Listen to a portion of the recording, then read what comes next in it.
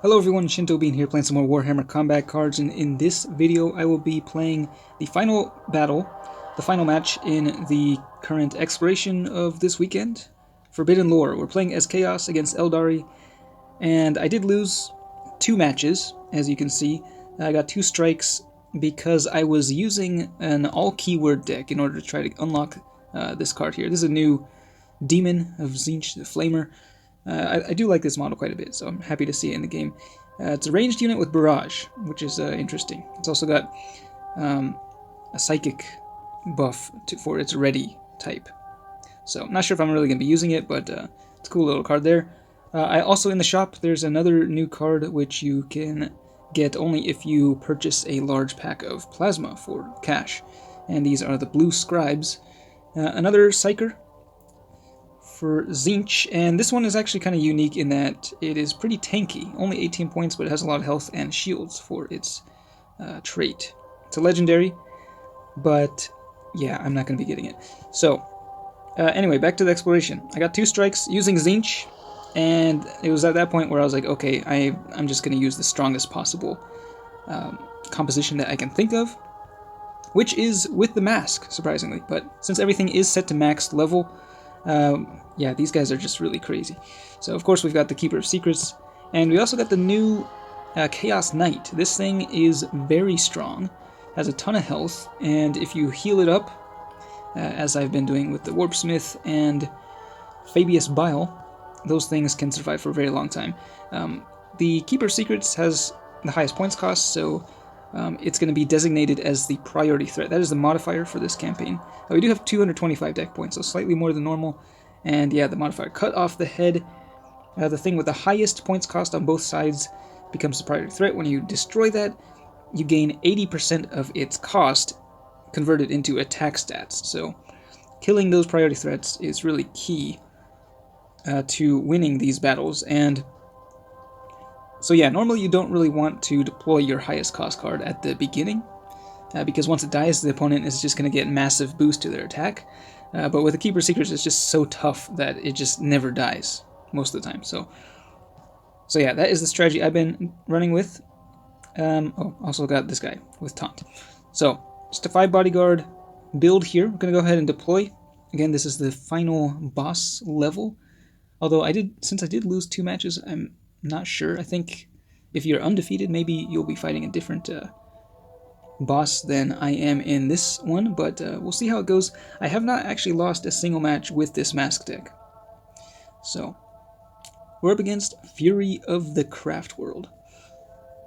And 11 cards in the deck, so that's 10 bodyguards. It's pretty crazy. We will drop the Keeper of Secrets down here first.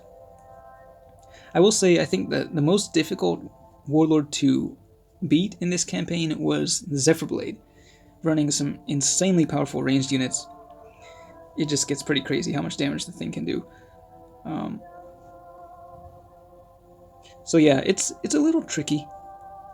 I think, for me, the Keeper Secrets doesn't actually do huge amounts of damage, but it is pretty good. I think you kind of want it to use it to take down the biggest enemy on the field. We'll see what it is here. So far they've only dropped fodder. Just put the Chaos Knight down there on the right side. Okay, well that is kind of unfortunate. They've got shields, quadruple shields on this Wraith Blade. We do have the initiative, so I think I'm going to go ahead and use a ranged attack to try to just whittle down those shields there. Got the barrage from the right side. That's actually going to be taking down the little Harlequin. So they may deploy a higher cost card, which would then switch the priority threat over. That is something you kind of have to watch out for as well. It's really annoying when the AI, you're about to kill something that's priority threat, but then they drop something that has a higher points cost, and you're no longer able to get the buff from killing anything. So yeah, so far that Ogryn's taken all the damage with the taunt. And we are about to take down the final shield here, but I will go once again with the ranged attack, debuffing their melee, which is helpful against the Avatar of Cain. Wraithblade got that buff from the special rule. Okay, see, and there it is. The priority threat switches over to the Wraith Lord, which is much more difficult to kill. The thing has regeneration too, so you can see my units do attack first, at least the ones with high enough health. And that can be key in certain scenarios. I haven't really seen it activate here, but if you're able to destroy the enemy before they get a chance to attack, it can be pretty huge. When it happens on the enemy turn, that is. Just going to keep going ranged here, I think. Blast away at the thing. So I think the Wraith Lord, that thing might just be the priority threat for a while here. 50 points. There's not much that's more expensive than that thing, but yeah, this is not really going so great. I'll drop the Warpsmith over there. And wow, this thing is actually getting a lot of melee there. Got the first healer, the Warpsmith, and that healed up. I didn't actually see how much it healed, but yeah, heals these two big guys quite a bit. They're going with the debuffed melee attack. All my guys are attacking first, but it's not enough to actually kill anything. They do have a lot of fear on the field. Okay, and yeah, this battle's not going so great, once again, because we have not been able to destroy the priority threat. If you're able to do that early on, it just sort of cascades, and you're just able to deal so much more damage, and that helps you kill more things. And if you can just kill, like, I don't know, 3 or 4 priority threats, then by that time the Keeper Seekers is just going to be unstoppable. But it's not really happening here. We'll see if my bodyguards are able to pull through. I do not like that card. And there it is. That thing has become the new priority threat. This is the worst situation. The Wraith Seer is very strong. But it is across from my Keeper of Secrets, which will be able to handle it, I think, decently well. We could maybe switch over to melee, but I don't know. Maybe we'll just go with the Psychic here. Just need to hit that Wraith Seer a couple times, and then if we kill it, we'll get a massive boost to our attack. Depending on what they go for next turn, we'll see. There's another Psionic Blast. Melee, okay. Alright, I think that's actually perfect. Well, okay, they almost killed my Chaos Knight there. That's not so great. Oh, I think this is good. We do have a big enough ranged attack, I think, to... Well, that's, never mind. So yeah. Unfortunate. The Chaos Knight is going to die. The question is, do I hit him with the melee? Or just hit him with the ranged? I think we should probably go with the ranged, because if I go with the melee, then the Chaos Knight would get the boost to its attack before it gets to attack, but still not going to be enough, to kill the Wraith Lord, so we'll just go ranged here and watch our knight die. 50 attack. Yeah, that was kind of a waste, but what can you do? Now, the question is, what are they going to drop next? Because if they drop something that's more expensive than this Wraith Lord, that's going to be bad news.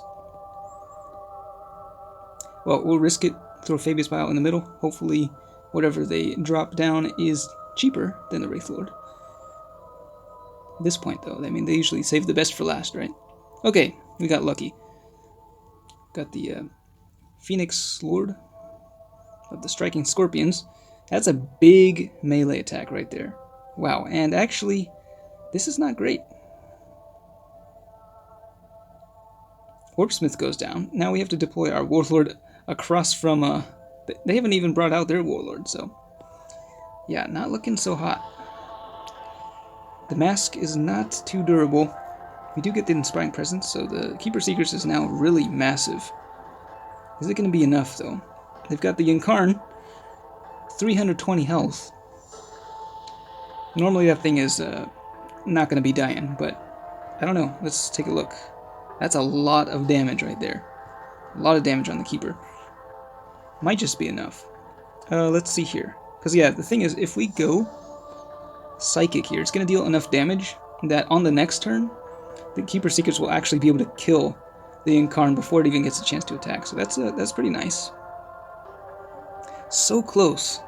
So close to actually taking down everything here. It's 868 total damage, but this is a trap, though. If we go for this, then they're just going to deploy the avatar and it's going to finish off the mask next turn. So I cannot do that.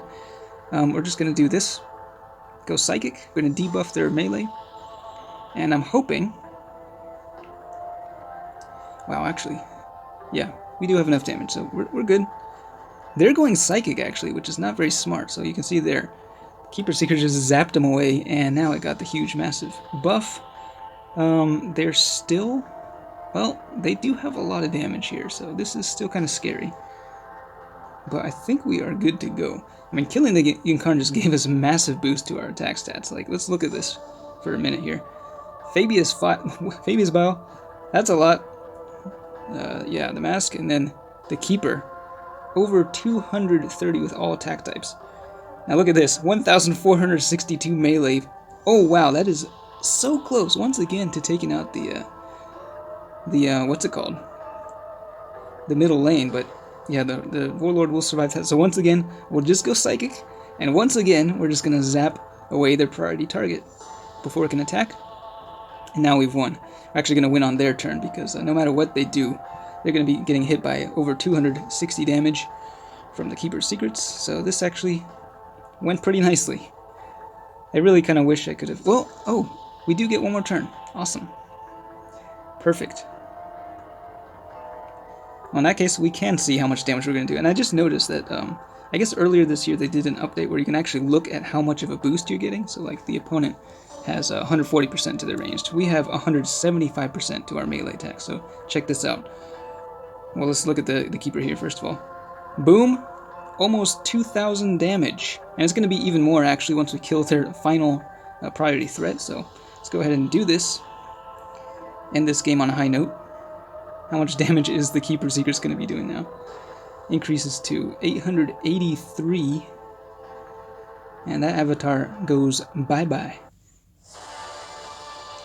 So yeah, this is a pretty fun exploration. I do like this modifier, as long as you're not getting destroyed, which, I mean, it's pretty easy, I think, when you have the Keeper Secrets on your side, but if you don't have that card in your collection, it's quite a bit harder.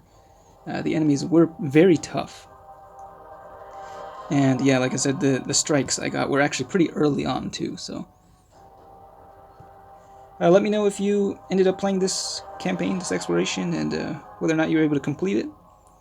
But yeah, that's it for this one. Thanks for watching, and I will see you next time.